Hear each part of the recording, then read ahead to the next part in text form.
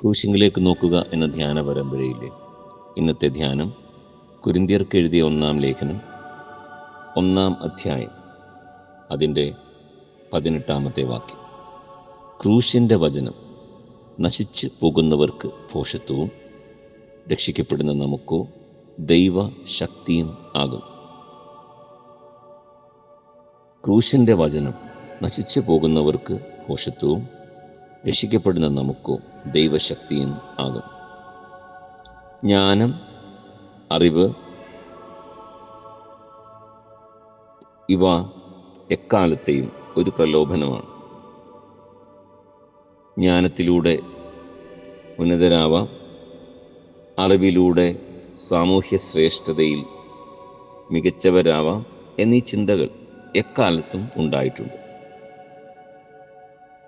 പൗലോസ് ശ്ലീഹാ പറയുകയാണ്, ഈ ലോകത്തിൻ്റെ ജ്ഞാനമോ ഈ ലോകത്തിൻ്റെ ബുദ്ധിയോ നിത്യജീവനിലേക്ക് നമ്മെ നയിക്കുന്നില്ല. പലപ്പോഴും അത് സാമൂഹ്യശാസ്ത്രമാണെങ്കിലും മാനവിക വിജ്ഞാനങ്ങളാണെങ്കിലും സാമ്പത്തിക ശാസ്ത്രമാണെങ്കിലും അവയൊക്കെ ആവശ്യമാണ്. എന്നാൽ അവയ്ക്കൊക്കെ അപ്പുറത്തേക്ക് നിത്യജീവനിലേക്ക് നമ്മെ നയിക്കാൻ ക്രൂശിൻ്റെ വചനമാണ് ആവശ്യം.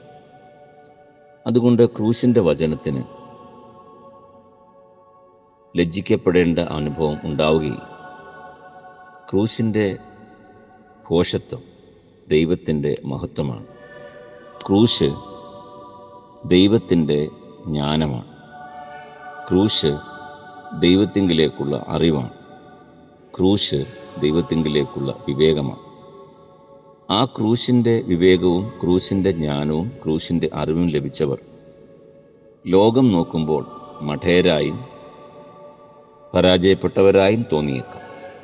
അതുകൊണ്ടാണല്ലോ ഹോളി ഫൂൾസ്, വിശുദ്ധ മടയന്മാർ, ക്രിസ്തുവിനു വേണ്ടി മടയന്മാരായവർ, സുവിശേഷത്തിനു വേണ്ടി മടയന്മാരായവർ എന്നൊക്കെ മിഷണറിമാരെക്കുറിച്ച് പറയാറുണ്ട്.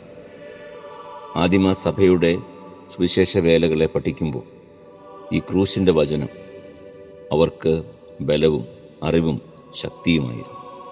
ലോകം ക്രൂശിനെ തളർന്നവരുടെ, പരാജയപ്പെട്ടവരുടെ, അറിവില്ലാത്തവരുടെ സങ്കേതമായി കാണുമ്പോൾ ദൈവം ക്രൂശിനെ തൻ്റെ പുത്രനാൽ ലോകത്തെ തന്നിലേക്ക് ആകർഷിക്കുന്ന വിശേഷമായ ജ്ഞാനമായി കാണുന്നു.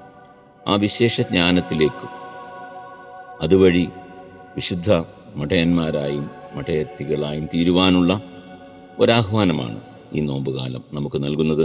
ക്രൂശിൻ്റെ വചനം നമുക്ക് രക്ഷയുടെ നിദാനമായി തീരട്ടെ. ആമേൻ.